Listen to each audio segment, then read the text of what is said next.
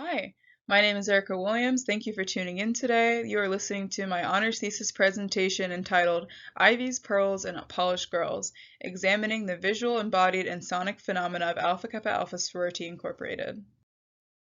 Today's discussion will feature a variety of topics. First, I will talk about the background to my project, then I will get into my main research questions, my theoretical interventions, and my methodology, with particular emphasis on my feminist epistemological approach.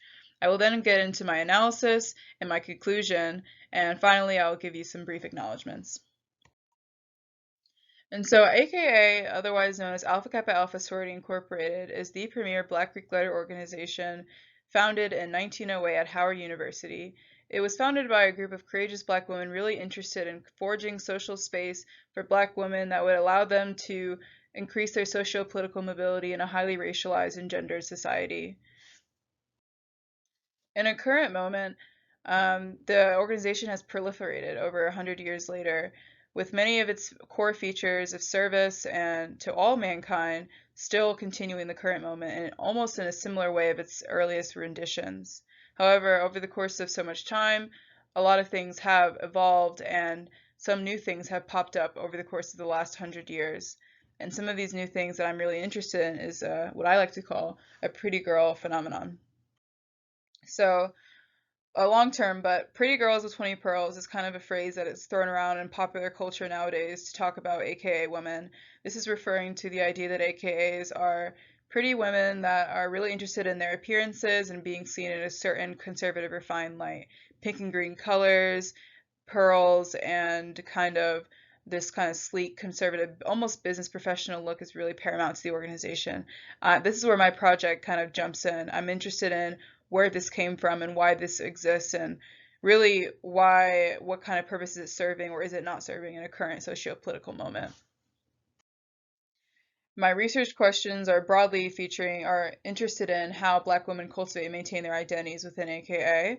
I'm really interested in the way that diverse identities do not fit into a uniform or fit into a uniform AKA aesthetic, especially in a 21st century when so many factors complicate a sisterhood of class, age, race, ethnicity, just to name a few. And how can we conceive of a unified Black sisterhood across so much difference? And so, more specifically, my research engages with three main factors of the sisterhood: embodied, visual, and sonic phenomena. By embodied, I'm interested in the physicality of sorors, kind of the ways that they engage with their bodies, how they move, and what they move in. Importantly, I'm interested in how kind of an emphasis on mobility excludes disabled members. By the visual, I'm interested in an AKA politics of pretty, and I'm wondering where it stems from.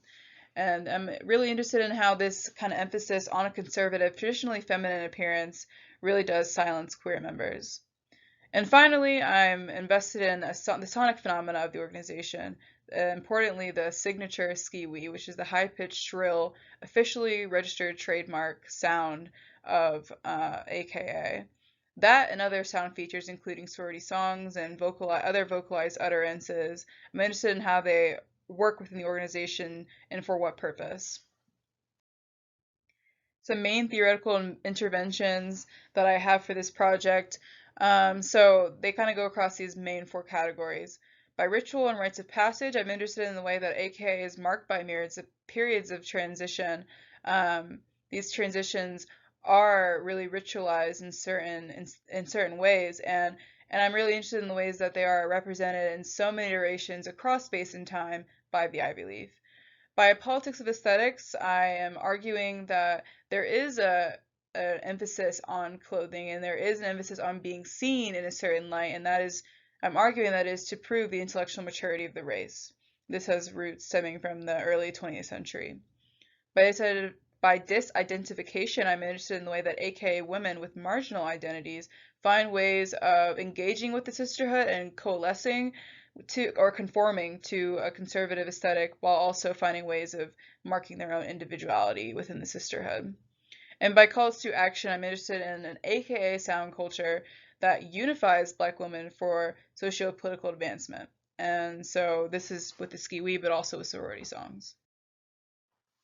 My methodology is a bit dense, but in short, it's an ethnographic analysis with mixed methods, including semi-structured interviews, oral histories, and participant observation. In total, I engaged with 15 women in a longer settings in terms of the interviews and oral histories, but I engaged with contributors in over countless amount of hours over the course of the summer of 2019. And they range between early 20s and early 70s.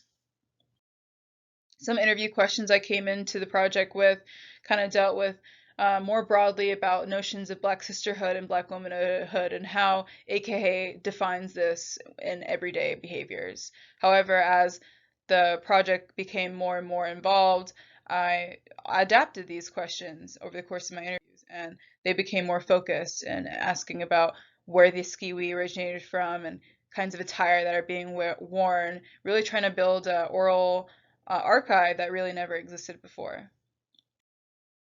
My feminist epistemological considerations are key to this project, and they have two main areas of contention.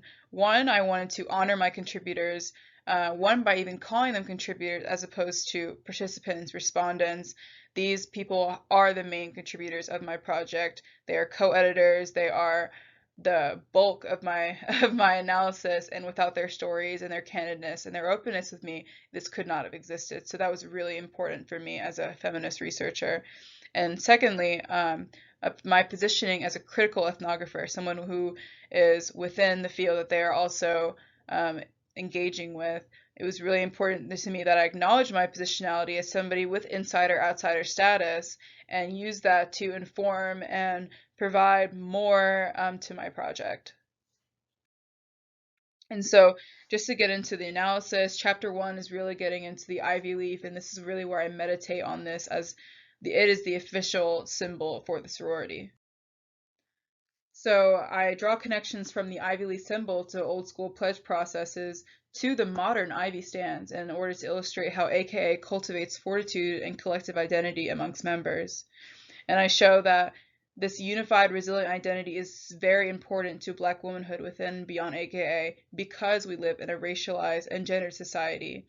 And I argue that this still continues in a current moment where AKA utilizes techniques of strolling and marching to forge space and re-articulate Black women's identities in a dominating white patriarchal contemporary society. Importantly, I posit that disabled bodies utilize alternative methods of negotiating their identities within and beyond AKA. The next chapter kind of builds from the ivy leaf and looks at hair, clothing, and booty as a means of understanding the modern day pretty girl phenomenon. This analysis begins with the consideration of AKA founders as race women, public intellectuals on race issues. And as race women, they were often seen in the public eye and forced to negotiate their identities within society. And I posit that this was a politics of respectability, one that was highly invested in a refined conservative appearance that was used to garner socio-political capital. Importantly, over a century later, I argue that this respectability politics persists in a world where AKAs are still combating stigma and prejudice facing Black women and Black communities at large. Importantly, I illustrate how AKA politics of aesthetic can exclude and erase queer identities from the sisterhood. And chapter 3 moves from the visual to the sonic phenomena, really centering the skiwi, sorority songs, and naming practices.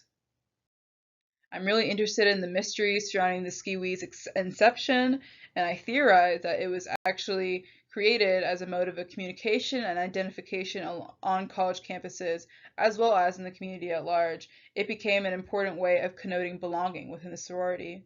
Similarly, I argue that sorority songs are used to collectivize members towards a socio-political end. And while the skiwi and sorority songs function to bring sorors together, controversial naming practices that continue to permeate within the organization threaten effective coalition building. And so this chapter highlights how sound works both to bring individuals together as well as to reify difference within AKA. To conclude, I really kind of am interested in the way that despite sisterhood has features that may appear outdated in a modern time, there are important reasons why AKA remains in the 21st century, and these are kind of the sources of pride for members within the sorority. However, organizations like AKA really are increasingly facing legal battles in the contemporary moment, and many of which are kind of outlined by the discriminatory factors that are structurally embedded within the sisterhood. And so, in this way, the final chapter really is a direct call to action for the sorority to adapt some of its practices to be less discriminatory, to kind of spark dialogue and theorize new ways of coalition building across difference. And so I really want to thank and acknowledge my thesis committee. I want to thank my friends, my family, and most importantly, I really want to thank my contributors, because without them, this project could never have existed. Thank you for your candidness and your openness. If you have any questions or comments about my project, feel free to email me or type in the comments below. I really appreciate you listening into my project today. Thank you.